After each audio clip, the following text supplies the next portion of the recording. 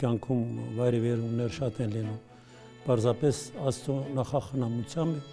ես մեկնաբան դարձա, եկա հանրապետական ստադիոն, տեսնեմ մոտ 200 հոգի հավաքվել էին այն կենտրոնական մուտքի մոտ։ Բոլորը անհամբեր սպասում էին, թե ով է լինելու մեկնաբանը։ Ոստիկաններ կանգնած, ինձ ասեցի երիտասարդ դուր է գնում, ասեցի հաղորդման եմ գնում, դուք եք հաղորդավարը,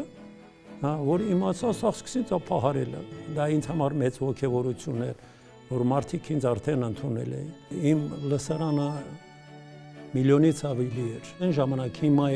յուրաքանչյուրը երազում էր մեկնաբան դառնալ։ Իմ բախտը բերել է այնքանով, որ ես մրցույթով անցել եմ։ Ո՞րն է ձեր ամենամեծ երազանքը կապված հայ սպորտի հետ։ Նորից Արարատը կրկնվեր։ Արարատ 73-ը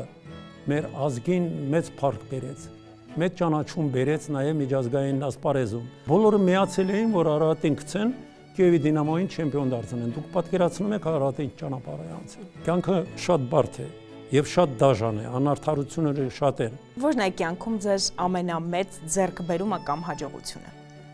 Դա իմ ընտանիքն է։ Շատ լավ ընտրություն եմ կատարել։ Իմ կինը ուղղակի